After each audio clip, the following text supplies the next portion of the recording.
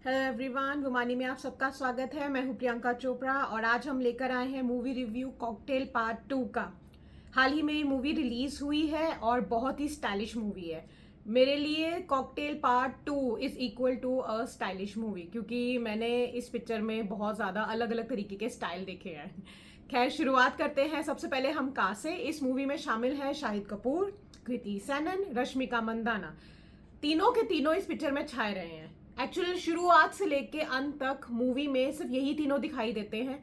इन तीनों की ही एक्टिंग दिखाई देती है और ये तीनों ही स्क्रीन पे खूबसूरती से दिखाए गए हैं।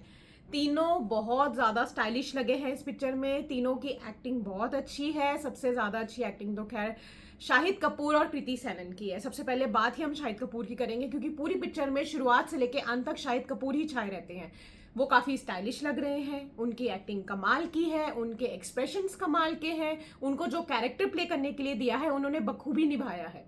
हमें 100 में से 100 मार्क्स देने पड़ेंगे उन्हें, उनकी स्टाइलिंग के लिए, उनके एक्सप्रेशंस के लिए और उनकी एक्टिंग के लिए। उन्होंने हर चीज़ बिल्कुल सही तरीके से करी है। मतलब जो कैरेक्टर प्ले कर रहे थे, हमें दिख रहा था वो किस तरीके से प्ले कर रहे हैं। उसके बाद बात करेंगे हम कृति सेनन की। कृति सेनन इस पूरी पिक्चर में छाई रही है एक खूबसूरत बाला बन के।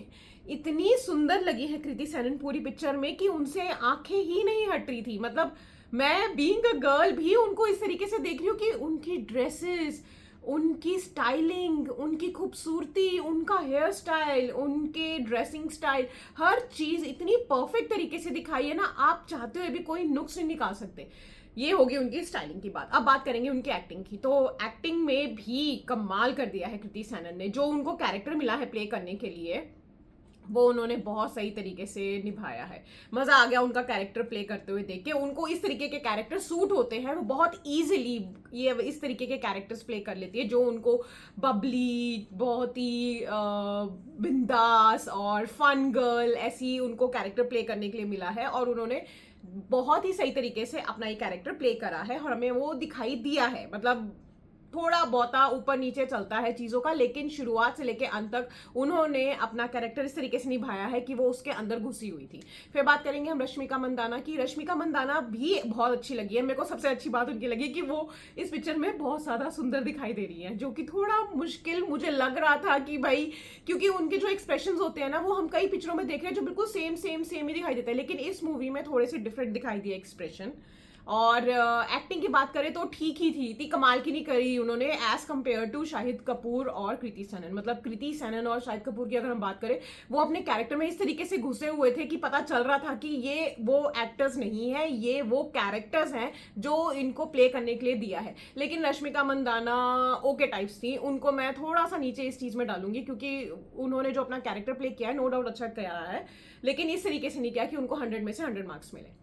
फिर हम बात करेंगे इस मूवी के डायरेक्टर की, होमी अज्जानिया।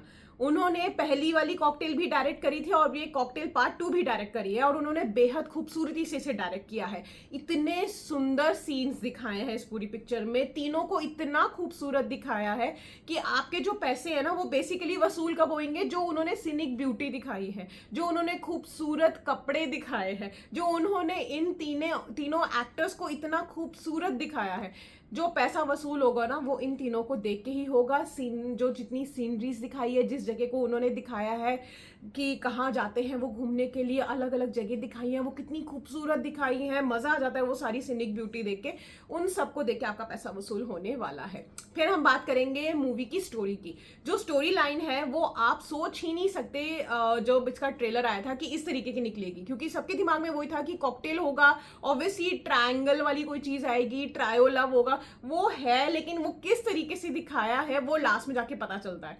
वो हमें इतना ज्यादा कंफ्यूज करके रखा होता है पूरी पिक्चर में, जब शुरू से लेके एंड तक। वो मैं ऑब्वियसली मार्क्स दूंगी डायरेक्टर को, जिन्होंने हमें बांध के रखा है उस चीज से। लोग सीट से सिर्फ तभी उठेंगे जब इस मूवी में कोई इक्का दुक्का गाना है जो बोलेंगे, वो भी मैं बोलूंगी सिर्फ इक्का दुक्का गाना। बाकी के सारे गाने इतने मस्त है ना कि आप बैठे बैठे इंजॉय करने वाले हैं उन सारे गानों पे। तो अगर आप सोच रहे हैं कि आप उठेंगे तो आप सिर्फ इंटरवल में ही उठेंगे, या फिर एक दो गाने हैं जो बोरिंग टाइप के हैं बस। उसमें आप उठेंगे, अदरवाइज ये पूरी पिक्चर आपको उठने नहीं देती। आप बैठे रहेंगे, आप देखेंगे क्या होने वाला है, क्यों होने वाला है, ये क्या है, किससे किसको प्यार है, क्यों, कौन किसके साथ प्यार कर रहा है, कौन किसके साथ प्यार नहीं कर रहा है, और क्यों नहीं हो पा रही है ये चीज। तो ये जो पूरी कश्मकश है ना प्यार और मोहब्बत की, वो इन तीनों के बीच में चलती है, और किस तरीके से चलती है ना, वो आपको लास्ट में जाके ही पता चलेगा कि अरे ये है बात। तो आप ये जरूर बोलने वाले हैं। उसके बाद हम बात करेंगे इसकी सिनेमाटोग्राफी की। मैं इसलिए बात करना चाहती हूँ क्योंकि इतनी सुंदर, जैसे मैंने पहले ही बोला, जगह दिखाई है इन लोगों ने, बाहर की कंट्रीज दिखाई है, जिस तरीके से बताया है इसके अंदर कि वो सिसली जाते हैं घूमने के लिए। तो अगर वो वहीं पे ही गए हैं तो वो तो बेहद कमाल की जगह है। मतलब मजा आ गया उस जगह को देख के। उस जगह को देख के लग रहा है आपके दिमाग में आएगा कि जो हमारी नेक्स्ट वेकेशन होगी इसी तरीके से होगी, और हमारी नेक्स्ट वेकेशन के जो कपड़े होंगे वो भी इसी तरीके के होंगे जो इन लोगों ने पहने हैं। स्पेशली गर्ल्स, उनके दिमाग में यही चीज आने वाली है। हेयर स्टाइलिंग इस तरीके का होना चाहिए, ड्रेसेस इस तरीके की होनी चाहिए, क्योंकि कमाल की ड्रेसेस हैं। मजा आ जाएगा, you will fail in love with the dresses basically. इतनी अच्छी ड्रेसेस दिखाई है यार, मजा आ गया सबको देख के कि क्या कमाल की चीजें हैं इसके अंदर। तो पूरा पैसा वसूल आपका बेसिकली उसी से होगा। गाने कमाल के हैं इसके, 2-3 गाने तो ऐसे हैं जो ऑब्वियसली आजकल चल भी रहे हैं, फेमस भी हो रहे हैं, और आपको झूमने पे मजबूर भी कर देंगे। आप सीट पे बैठे बैठे भी ढिंचिक करेंगे, क्योंकि मैंने किया है। और तुम ही हो बंधु सखा तुम ही, वो तो बीच में चलता है और बड़े अलग तरीके से चलता है, मजा आ जाता है वही वाला गाना सुन के। इसके अंदर जो बाकी गाने पैपी सॉन्ग है, पूरी पिक्चर शुरुआत से लेके एंड तक इस तरीके से चलती है, कहानी इस तरीके से चलती है कि बीच बीच में ड्रामा भी है, बीच बीच में लाइट हार्ट कॉमेडी भी है। डायलॉग्स इस तरीके से दिए गए हैं कि आपको इस तरीके से लगेगा नहीं कि भी हम बोर हो गए हैं, ये क्या बोल रहा है, ये इतना इमोशनल क्यों हो रहा है। क्योंकि अगर जैसे ही वो इमोशनल होने लगती है और ज्यादा इमोशंस आने लगते हैं ना, एकदम से कोई ऐसा पंच आ जाएगा जो आपको बिल्कुल लाइट कर देगा, एकदम से माहौल बिल्कुल लाइट हार्ट कर देगा, आपके चेहरे पे मुस्कान आ जाएगी उसको सुन के। आप अपनी फैमिली के साथ ये मूवी देखने जा सकते हैं। मतलब इस मूवी में कुछ ऐसा है नहीं, पता नहीं क्यों उसको 18+ का सर्टिफिकेट दिया है, क्योंकि आई हैव नो आइडिया। मैं जब देखकर आई हूँ तो इसके अंदर ऐसा कुछ है नहीं है कि भी आप लेके ओहो ये क्या दिखा दिया इन लोगों ने।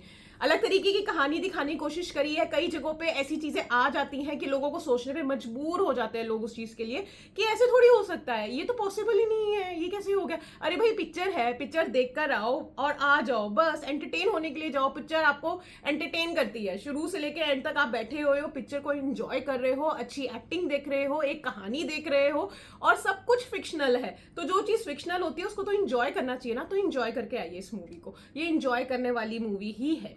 गाने एंजॉय कीजिए, ड्रेसेस एंजॉय कीजिए, इसकी मूवी की डायरेक्शन एंजॉय कीजिए, इसमें जो जगह दिखाई गई है उसको एंजॉय कीजिए, और तीनों की मस्त एक्टिंग को एंजॉय कीजिए। हमारी तरफ से इस मूवी को मिलते हैं 5 में से 3 स्टार्स। तो जाके जाइए और मस्त होकर आइए। बाय।